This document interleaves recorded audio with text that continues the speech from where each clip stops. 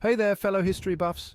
Today I'm diving into a topic that's as intriguing as it is critical, the real causes behind the Great Depression. So buckle up because we're about to unravel some complex economic puzzles. The Great Depression, a decade-long period of economic hardship that gripped the world, wasn't just about a stock market crash. Oh no, it was a cocktail of factors that fermented over years. Let's get the full picture. First up, the agricultural slump. In the 1920s, American farmers were producing more food than the market demanded.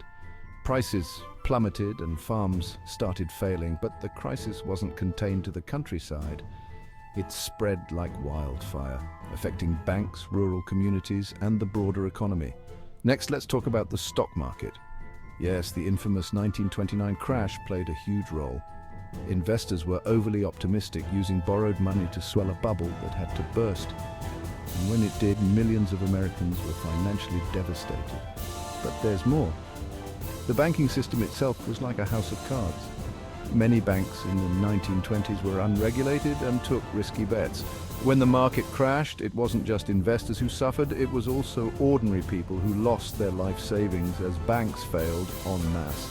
Internationally, the picture wasn't any rosier. Post-World War I, European economies were in shambles, and the US had lent them massive amounts of money. When these nations couldn't pay back their debts, it added yet another layer of stress on the global financial system. And let's not forget the gold standard. This system linked currency values to gold and severely limited the economic interventions governments could make.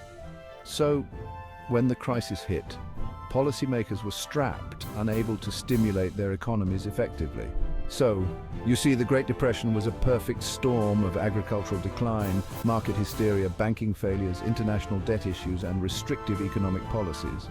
Understanding these factors helps us grasp not just the past, but also the economic dynamics that can affect us today. Because, as they say, history doesn't repeat itself, but it often rhymes. Thanks for tuning in, and keep questioning the past to understand the present. See you in the next video.